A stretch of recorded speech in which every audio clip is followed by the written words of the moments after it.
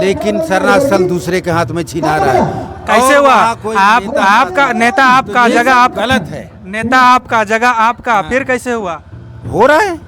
वही तो हम पूछ रहे हैं, आपका नेता, आपका जो मंत्री, आपका समाज का है, अभी का फिर जो कैसे हुआ? हमारा आपका जमीन नेता- हुआ, मतलब जो गांव घर का लड़का लोग है, वो लोग पढ़ाई लिखाई करता है, 9वीं 10वीं अच्छा से पढ़ाई करता है, इंटर तक बच्चे अच्छा से पढ़ाई करते हैं, वो लोग बेंगलोर, चेन्नई, केरल, इन सभी जगहों में काम करते हुए नजर आते हैं। इन पर क्या कुछ कहना चाहिएगा क्या कि जितने भी नौकरी करने वाले लोग हैं, इन लोग एकजुट होकर के समाज को आगे बढ़ाने के लिए हम लोग आ रहे हैं, तो किस तरह से शेड्यूल बनाए, किस तरह का आप लोग का विचार है, हम लोग जानना चाहते हैं। नहीं, अभी ऐसा है कि पढ़ाई लिखाई करने के जोहार, नमस्कार, आप देख रहे हैं JNK खबर 3.0 और आज हम लोग सिलागाई में आए हुए हैं और यहाँ पर पढ़ा व्यवस्था और पढ़ा को किस तरह से, समाज को किस तरह से एकत्रित किया जाए, इसके विषय में बात विचार हुआ। और 17 फरवरी के विषय में भी 17 फरवरी के दिन के लिए भी यहाँ पे बात विचार हो रही है। हमारे साथ पूर्व DDC परमेश्वर भगत जी हैं और सामाजिक कार्यकर्ता भी रहे हैं, समाज के लिए काम किए भी हैं। और हमारे साथ आज हम लोग सिलागाई में जो वीर भूमि के नाम से हम लोग जानते हैं, जहाँ पर हमारे वीर पुरुष वीर बुद्धू भगत का जन्म हुआ था, इस भूमि को हम लोग वीर भूमि के नाम से जानते हैं। और इसी जगह आज एक कार्यक्रम हो रहा है, उसमें हमारा जो सामाजिक व्यवस्था है, पढ़ा व्यवस्था, वो पढ़ा व्यवस्था जो हमारा पौराणिक व्यवस्था है, जो संविधान बनने के पहले से है, इसी पढ़ा व्यवस्था, डोकलोसोर व्यवस्था और मांझी परगना व्यवस्था को देख करके हमारा जो है बाबा साहब अम्बेडकर ने इसको फॉलो करते हुए संविधान का निर्माण किया है। तो आज इस विषय पर हमारा वर्कशॉप चल रहा है। हमारे ग्रामीण लोग और हमारे इस पढ़ा व्यवस्था के जितने भी पहान, पुजार, कोटवार, पैन भरवा, पढ़ा राजा, तमाम लोग यहाँ बैठे हुए हैं और एक वर्कशॉप चल रहा है। इस वर्कशॉप में हम लोग फिर से हमारा जो पढ़ा व्यवस्था है, पारंपरिक व्यवस्था है, इसको फिर से पुनर्जीवित करने का और मजबूत करने पर हम लोग विचार कर रहे हैं और वर्कशॉप चल रहा है। आपने जब भाषण दे रहे थे उसमें आप बोले थे कि हम लोग चान्हो प्रखंड में जितना भी 7 पढ़ा, 21 पढ़ा, जितने भी पढ़ा के लोग आते हैं, तो जितने भी नौकरी चाकरी में जो हैं और जो रिटायर्ड हुए हैं, इन लोगों का बहुत बड़ा समाज का योगदान देने का बात आप लोग कर रहे थे। और ये बहुत अच्छी बात आपने कही है कि आज का अगर रेट में देखा जाए तो कहीं ना कहीं आदिवासी समाज जितने भी जैसे बोले थे, वो दादा बोले थे कि 80% जो लोग हैं वो लोग समाज को बचाने के लिए लग रहे हैं, और जो 20% जो लोग पढ़े लिखे लोग हैं, जो लोग आर्थिक रूप से आगे चल चुके हैं, वो लोग समाज को नहीं देखते हैं, इस तरह का उनका कहना था। लेकिन आप लोगों ने एक नया एक अच्छा बात बोली है कि जितने भी नौकरी करने वाले लोग हैं, इन लोग एकजुट होकर के समाज को आगे बढ़ाने के लिए हम लोग आ रहे हैं। तो किस तरह से शेड्यूल बनाए, किस तरह का आप लोग का विचार है, हम लोग जानना चाहते हैं। नहीं, अभी ऐसा है कि पढ़ाई लिखाई करने के बाद और नौकरी पेशा में आने के बाद लोग गांव को छोड़ता है, वो नेचुरल है, गांव छूट जाता है, अलग अलग जगह में पोस्टिंग रहता है तो गांव छूटता है। लेकिन हम लोग उस गांव छूटने वाला जो परंपरा है उसको फिर से जोड़ने का काम कर रहे हैं। फिर से जोड़ने का काम का मतलब है जितने भी लोग हैं, चाहे वो बैंक में हो, रेलवे में हो, टीचर हो, प्रोफेसर हो, जो वर्तमान में कार्यरत हैं उनको भी जोड़ रहे हैं, और जो रिटायर कर गए तो ऑलरेडी जुड़े हुए हैं। हम कहा कि हमारा एक पढ़ा समन्वय परिषद पूरा भारत के लेवल पर बना है। इसमें बहुत सारा IAS ऑफिसर है, बहुत सारा स्टेट लेवल सर्विस के ऑफिसर हैं, बहुत सारे पुलिस के सर्विस के लोग हैं। तो तमाम लोग जो रिटायर्ड किए हैं मिल करके एक पढ़ा समन्वय परिषद बनाए हैं और हर गांव को, हर पढ़ा को जोड़ने का काम कर रहे हैं। और इसमें जो वर्तमान में कार्यरत हैं उनको भी जोड़ रहे हैं। और पढ़ा में जो भी खर्च होगा छोटा मोटा, जो हम लोग सरकार पर निर्भर करते हैं, उस चीज़ का मैंने फिर बीच में वो चीज़ नहीं आए, उसके लिए हम लोग थोड़ा सा आर्थिक सहयोग और आर्थिक मैंने चंदा भी कर रहे हैं, जिससे हमारा गांव के लोगों को कुछ हम लोग भलाई और कल्याण का काम कर सकें। अभी का अगर रेट में देखा जाए तो जैसे गांव घर में या तो कहीं पर भी देखा जाए तो हम लोग का जो गरीब गुरुआ मतलब जो गांव घर का लड़का लोग है वो लोग पढ़ाई लिखाई करता है, 9वीं 10वीं अच्छा से पढ़ाई करता है, इंटर तक बच्चे अच्छा से पढ़ाई करते हैं, लेकिन इंटर के बाद उसके आगे जाते जाते ग्रेजुएशन या तो BA MA करते करते वो लोग बेंगलोर, चेन्नई, केरल इन सभी जगहों में काम करते हुए नजर आते हैं। इन पर क्या कुछ कहना चाहिएगा? क्या लोग मैट्रिक पास करके इंटर वगैरह करते करते पढ़ाई छूट जाता है आर्थिक कमी के कारण। उस आर्थिक कमी को हम लोग पाटने का कोशिश करेंगे, पहला।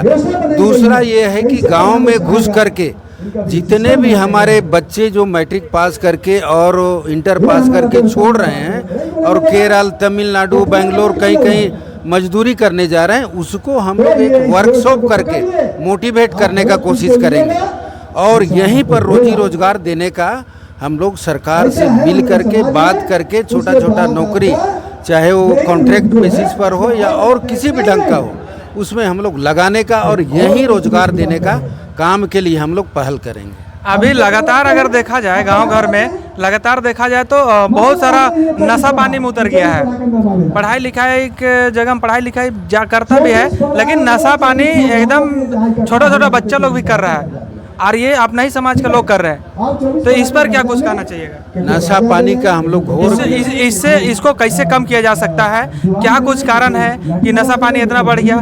ये माहौल किस तरह से खराब हो गया? जो नेता लोग हैं वो लोग इस लाइन में अग्रसर कर रहे हैं हमारे बच्चे को। हम पिछले बार इलेक्शन के दौरान जो घूम रहे थे लापुंग में, तो एक बार 7 बजे हम गुजर रहे थे एक रोड से, तो 7 बजे सुबह में 8 से 10 बच्चा लोग दारू का बोतल और मिक्सचर का चखना लेके रोड में बैठा था। 7 बजे उधर सूर्योदय हो रहा है सुबह में और 7 बजे दारू लिया है।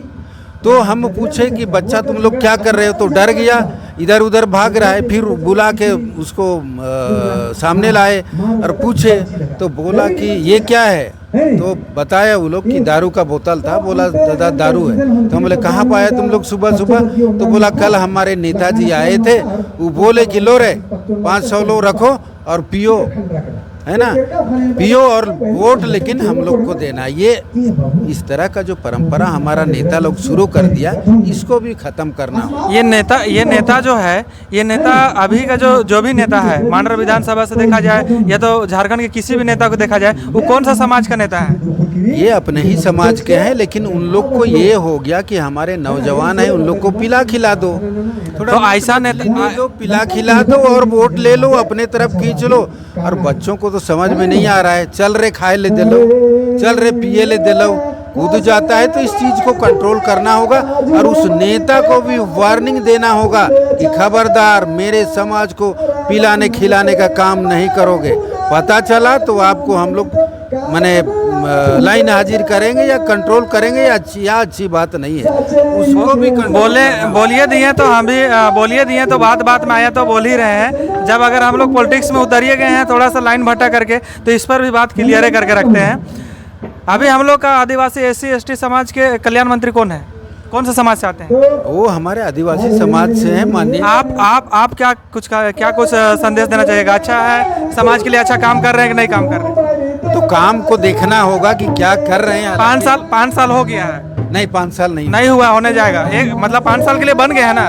चमरा लिंडा हम लोग के नेता है, वो स्टूडेंट विंग से छात्र संघ से ही आगे बढ़े हैं। हाँ, मेरा कहने का मतलब है वो जो है वो जो कार्यकलाप उनका जो है, जो काम है, उसको हमारा पढ़ा आकलन करेगा कि क्या कर रहे हैं, क्या नहीं कर रहे हैं, अच्छा कर रहे हैं, बुरा कर रहे हैं। और जो कर रहे हैं वो तो समाज में दिखेगा ना, गाँव में दिखेगा। कहाँ हॉस्टल बनवा रहे हैं, कहाँ स्कूल बनवा रहे हैं, बाल बच्चों को पढ़ाई के लिए क्या दे रहे हैं, वो सब दिखेगा।